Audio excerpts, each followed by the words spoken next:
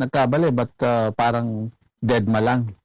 Do you think that is forgivable? Na following what you said, sir, na you are the highest official in the land. Don't you think dapat, sir, meron dapat correction doon sa maling sinabi?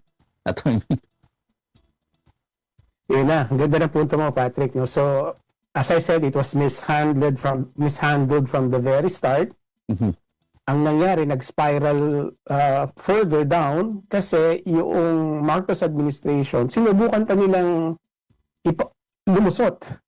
Mhm. Sinubukan pa nilang kumbaga ipaliwanag yung kamalian nila, di ba? Yung parang Yes. yung mga batang gusto mo pang lumusot eh. Right?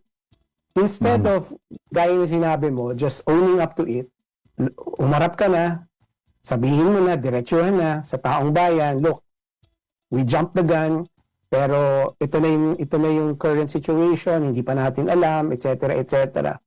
I'm sure yung publiko will understand. Siguro, syempre, matatawa, maiinis, but at the end of the day, maintindihan nila na the government is just trying to provide the right information. Eh, hindi ginawa yun eh. Di ba? Napapalusot pa na ang nahuli, hindi ibig sabihin yan arestado. Parang, naalala mo, Patrick, yung crisis, wala tayong crisis. Yung energy emergency lang. Diba?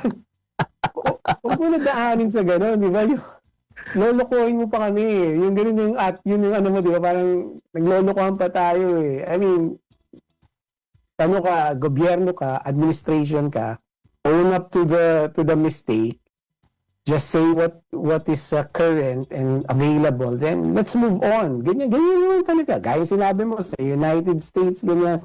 In most democracies, ganyan din. Ewan ko lang tayo, bakit gusto pang lumusot eh.